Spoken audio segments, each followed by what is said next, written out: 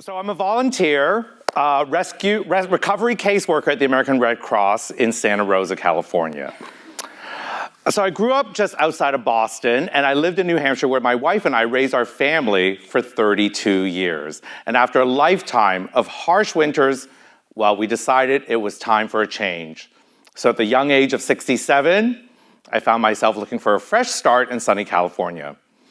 Now, I know this sounds like a retirement story, but just hang with me here. It's not, because I actually had no intention of ever settling down. In the fall of 2017, California caught on fire. Now, I'd never seen anything like this before. Miles and miles of land in flames. People's homes were disappearing, and it kept getting worse. And I'd heard on the news that rescue agencies needed help, so I did the obvious thing. I immediately signed up. I went through a Red Cross disaster training boot camp and discovered that there was a need for people who could help with casework recovery, which of course was right in my wheelhouse.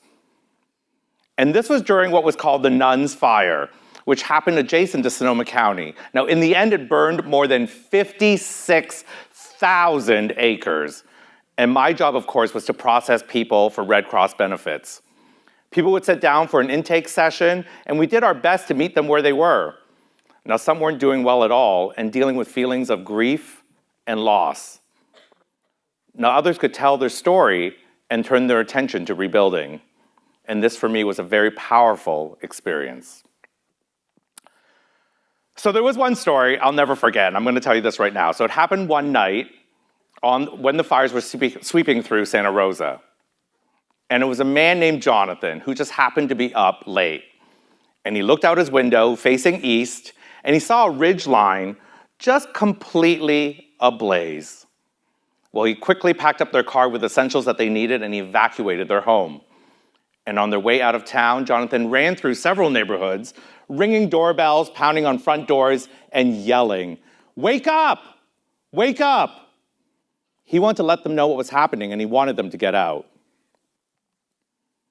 2 weeks later, Jonathan was playing tennis, and he collapsed on the tennis court. He suffered a major heart attack. And a doctor on the court rushed up and administered life-saving measures until the EMT could arrive. And of course, as Jonathan was being lifted into the ambulance, he realized that the doctor was actually one of the neighbors he had woken up that night during the evacuation just 2 weeks earlier. I tell this story and it still sends chills up my spine. Because if you think about it, how incredible is that? That Jonathan saved a life, but the doctor saved his. And the decisions we make all have a purpose. In the last few years, serving as a recovery caseworker, I've heard so many stories like this being told in Red Cross shelters. Now, I've come to realize it's in the telling of these stories that true relief and recovery can begin.